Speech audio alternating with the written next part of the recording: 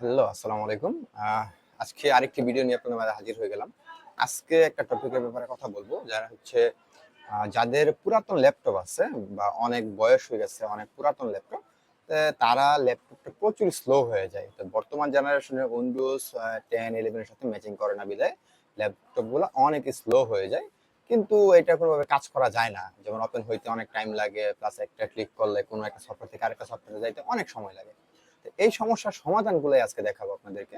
তো এটার সমস্যার সমাধানটা খুবই সিম্পল। বর্তমানে মার্কেটে আমাদের বর্তমান বলতে বহুল আগে থেকে আসছে, বাট আমরা অনেকে জানি না, সেই কারণে হচ্ছে এটা ইউজ করা হয় না।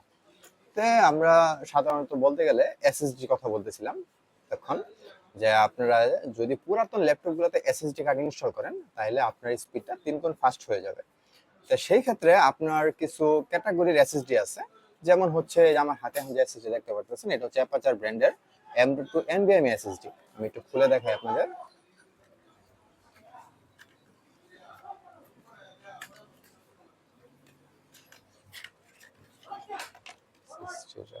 কভার খুব সুন্দর করছে।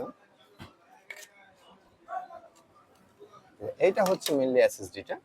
এটাতে দেখতে পারতেছেন, এটা হচ্ছে এই যে চিপ সিস্টেম, অনেকটা মেমোরি কার্ডের মতো। এটা হচ্ছে সলিড স্টেট ড্রাইভ বলা হয় এসএসডি। এটা ম্যাক্সিমাম মাদারবোর্ডে, বর্তমান জেনারেশনে যে মাদারবোর্ডগুলো এগুলো সবগুলোতেই পুট থাকে। পুট থাকার ফলে আপনারা এটা মাদারবোর্ডে খুব সুন্দরভাবে ইনস্টল করতে পারেন। আচ্ছা, যাদের মাদারবোর্ড বা যাদের ল্যাপটপ অনেক আগের বা যাদের পিসি অনেক আগের, তারা কি করবেন? তাদের জন্য আরেকটা সলিউশন হচ্ছে এই যে এটা। এই হচ্ছে টুইনমোসের এসএসডি।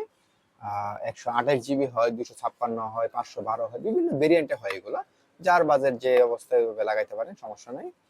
তো এটা আমি একটু খুলে আপনাদেরকে দেখাই।